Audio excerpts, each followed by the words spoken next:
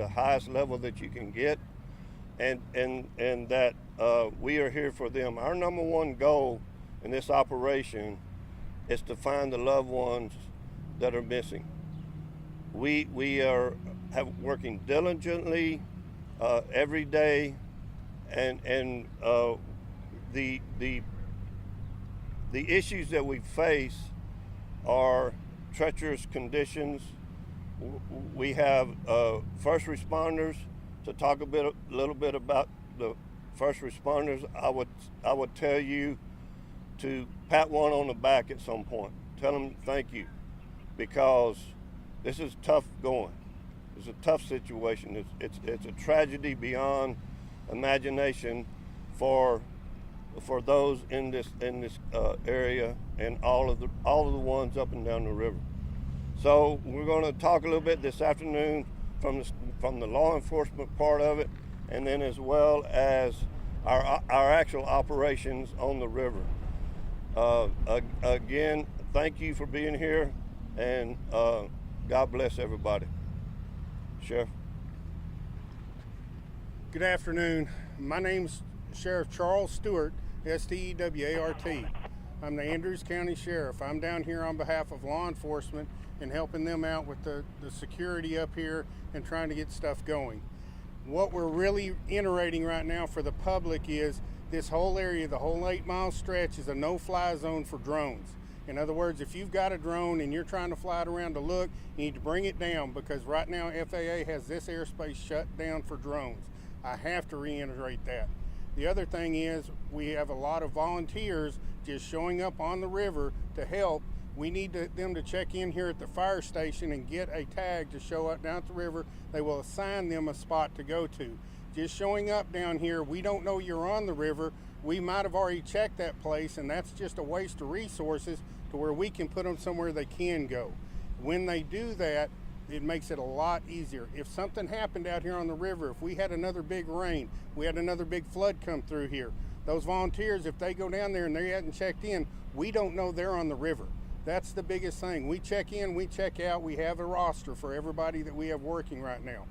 As far as media goes, if any media is looking to get shots and anything like that, if they will contact us up at the blue tent up there at the fire station, they will have a police escort, and we will take them to spots where they can film on the river. They will get every shot they want to get, but there are certain places we cannot go. We're very respectful of all the families that we're trying to protect out there, where we are looking for their loved ones. If we find someone and we're trying to rescue them, we do not need media cameras there, because we don't know what we've got there. And we want to respect the families, and we want to make sure that we take care of them first. We're here for them, not for anybody else. That's about it on the law enforcement end of it. Like I said, anybody wanting to volunteer, please check in first. Do not go down on the river. Thank you. Good afternoon. My name is Reagan Rabke, R-A-B-K-E. I'm the fire marshal for the city of Fredericksburg, and I'm assigned as the operations chief here at this incident.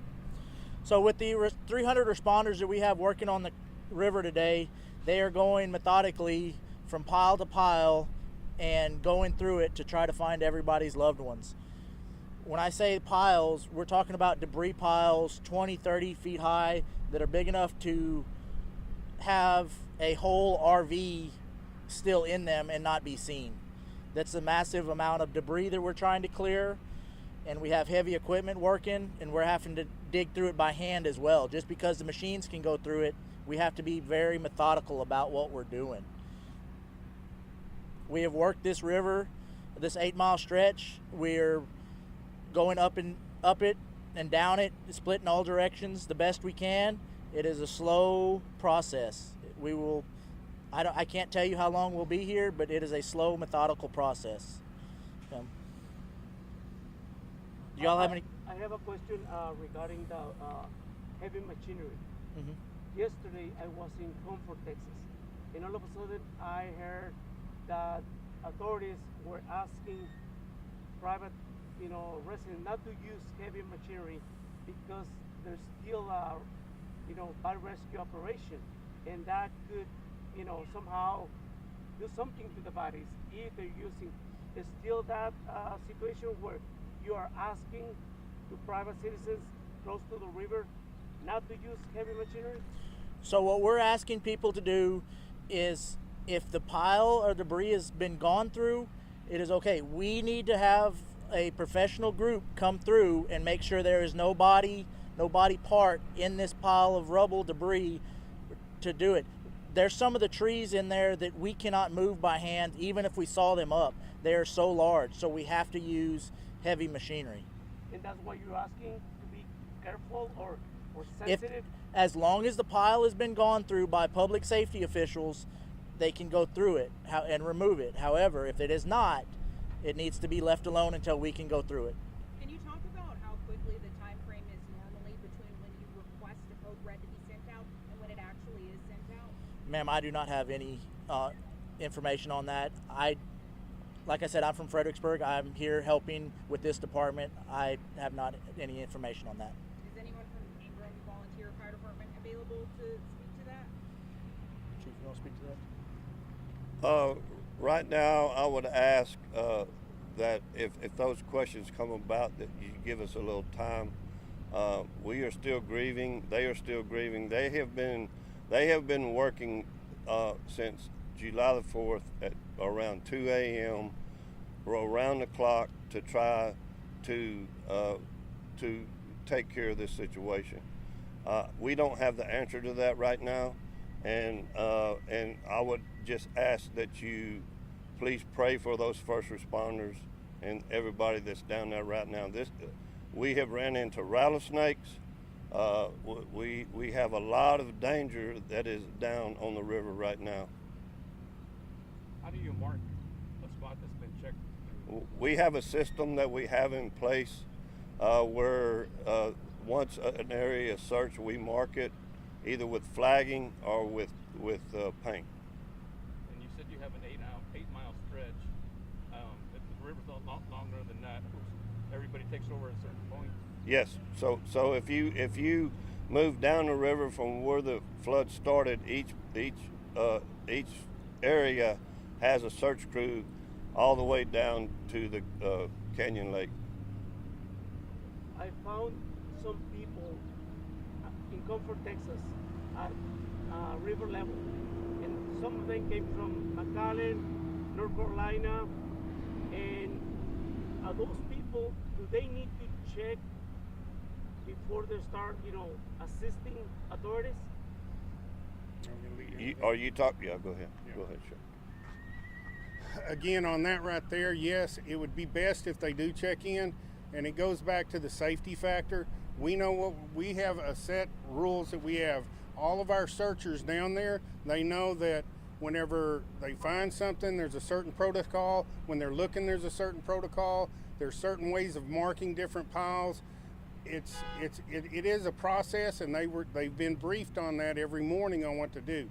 That way, if volunteers come in, that's why I reiterate, they need to check in, because before they're assigned down there, they're going to go through every bit of that so that they can understand what they're doing when they get down there. Have you had any incidents relating to drones being flown by residents? We've had 3 today, and Just today? we've got all those down, and there's no issue. They took them down as soon as we went there, and we explained to them, and they left the area. Can you explain how the drones being used by people who are not first responders is impacting search What and rescue? I certainly can. What we have is, I do believe it was Tuesday.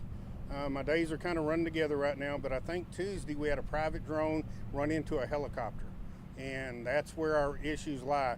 We have people coming down here with their drones, and drones have to give way to anything like that, but we have military aircraft out here, Coast Guard aircraft, DPS aircraft, and all of them are flying very low around here. Every now and then you'll see them, and they're barely above treetop levels. And if we have drones coming around, all it's going to take is one of those drones and those prop blades, and that helicopter's coming down.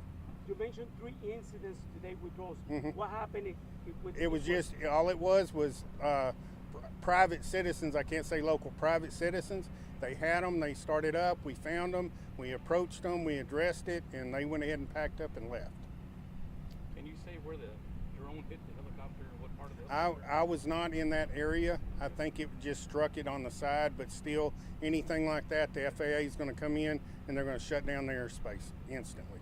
There's a fine for that too. Yes, there is. There is. They didn't get fined, did they? Those Uh, the 3 we got, no, but the other one, I think he's going to be paying a price. Is there a plan in place for this weekend in event of severe weather? Up there, they do have plans in place and protocol in place. You would have to get with them up there. Like I said, right now, with what the gentleman said, the Ingram Fire Department, they've been taxed pretty good. A lot of us came from a long ways away to volunteer for this, and we've been at it for 4 or 5 days. They've been at it since it started. And they've been working, 20 hours a day for the last 5 days. They're exhausted. So we're giving them a little bit of a break, and we'll take over, and whenever they're rested up, they'll be back out here. A lot of your questions that you've answered, we will note those, and we'll go in there and we'll get the information, and on the next conference, we'll have the answers to those questions. Including code red questions, anything like that? Yeah, that is correct. That is correct. Can you speak to other agencies coming in to help? We saw some Immigration Customs Enforcement and Border Patrol people out here. Are they helping, or is that separate? No, they are helping with that, and they have different jobs in this search and rescue operation we have going on. We have Texas Department of Public Safety, we have Texas Department of Wildlife, we have Border Patrol, we have just about every state agency in the area, and all of them are actively searching right now. Sheriff, you are law enforcement. What's going to happen with people with no documents in danger right now or trying to get some help? Should they approach you anyway without the fear of being processed to something else? Exactly. We're not here to throw anybody in jail. These volunteers, they're coming out here because they have a really big heart and they really want to serve and they want to help this community. We're just trying to do it the safest way we can. That way we keep them safe, we keep our other workers safe. There's a lot of heavy equipment out here. We're briefed on that. We had one accident Tuesday where a young man was struck by one of the skid loaders. Okay, and that's where we have to really watch these equipment. Earlier today, I had a crew come up on the other side of the river over there. They got in somehow, and there was about 20 people. They were all volunteers, and they were all there cleaning out debris. The problem was they didn't check in. Not one of them had a vest on. Not one of them had a hard hat on. They had no protective equipment, and nobody knew they were there. And we had to get them rounded up, and then we got them back up here. They went ahead and checked into the thing. They showed what resources they had, and they were assigned an area, and they went out there and started. I don't know if maybe I didn't explain myself. Okay. What's going to happen with people in danger, in need of help, that have no legal documents but live in the area in ranches? Should they approach you for help? Yes, we're not here for that. We're here to save people and get people out here to safety. That is a secondary thing that we are not worried about right now. Our main priority right now is saving lives. And then tomorrow, if a President Trump arrives, because of security concerns, everything is going to be stopped at some point until he leaves, or what's going to happen? We will not stop our efforts at all when he gets here. When he gets here, I'm sure he will have his own security detail. Our operations out there on that river will continue just like it is now. President or no president, we have lives down there we might be saving, and we're not going to give up on that. Our crews will not leave their post. Do you have a count on how many volunteers have potentially been injured? I'll let you add that one because y'all were on the numbers in there. I can tell you there's been a tremendous amount of volunteers who have showed up to help out over the last 6 days. If they have a certain amount of training, if they are able to go down to the creek to do heavy lifting, stay in the heat all day, hydrate, and we have been using them throughout the week. And so we thank each and every one who have come here to help our crews, because we can't do this alone. We don't have enough local resources to take care of this large of an operation, and it takes everybody. And I want to, from a donation standpoint, that's another avenue that people can help, and we've had a tremendous amount of people who have donated food, water, heavy equipment, chainsaws, you name it, they have brought it up here, ice chest, ice, and things of that nature that keep us as first responders going throughout the day. And so I can't say enough about the community. I can't say enough about the state of Texas. I can't say enough about the United States. All the people, we have 18 wheelers full of donated material that is showing up here on a daily basis. And it is awesome to see. It's awesome to know that they are thinking about our first responders here and taking care of this community and those that serve this community.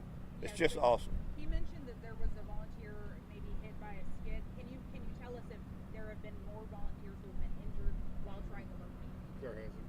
There has not been, no. Just one? We had No. one We've had 2 injuries throughout this process. One was a first responder, one was a civilian. Thank you. A couple of days ago, somebody said about there's a fork where the river meets, comes together, and there's like 2 parts. How far away is that from here? Do you know anything about that? It's quite a ways from here. It's not in our area. We focus on the 8-mile stretch that we have here. I'm not really sure what happens outside of that 8 miles. I know that So to answer his question about places and islands and stuff, this river has changed its look tremendously because of the high water and stuff.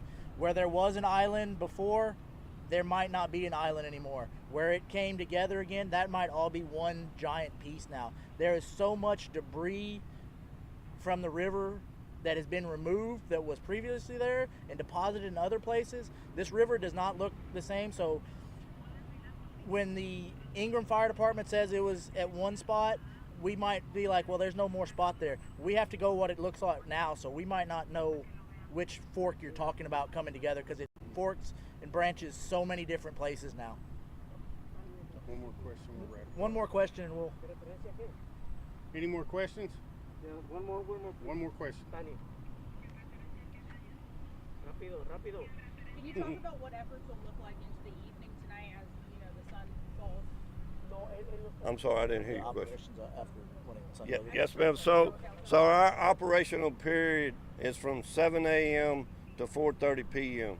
So as we get into the heat of the day, with the exhaustion that takes place, with the hydration issues that we have with our first responders that have been there, literally we take them lunch, so they never leave the site. They are here from 7:30 a.m. till 4 p.m. So when they get back here, we hydrate them more, we feed them, and hope that and have them get a safe ride home. And so that's our operational period at this location. That could be different in other locations. Can I finish it up with 2? I just want to finish it up with two little things. One is, when we're talking about people going down to the river, again, this is on the law enforcement side. Each one of these places that they might be in a situation of life safe or recovery, those are crime scenes, and that's why we're locking it down so much, because we have to operate it just like a crime scene. And whenever people are going down there and they don't know what they're doing, they're going to mess that up, and we don't do that. It would be just like if you had a crime scene in your local town and all the public trips through and decided to walk through there and take pictures, and then the police showed up to work it, we have nothing left. So that's why we do that. If you will, I want to reiterate, if the press wants to drive around and look at some stuff, please go to the blue tent at the fire station, and we will have police escorts load you in a side-by-side, take you out, and let you get some footage. And that's about all I can add to this. Okay? Thank y'all. Thank y'all. What's your name? Name. Just like that, Charles Stewart.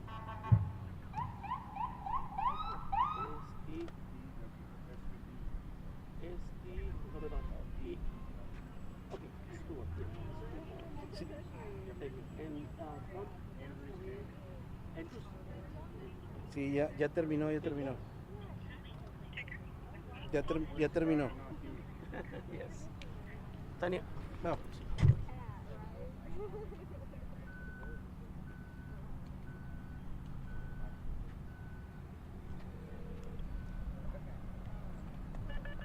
Tania. Okay, so Tania. today we're pretty much done as far as taking folks down on the river bottom. We won't, like the deputy said,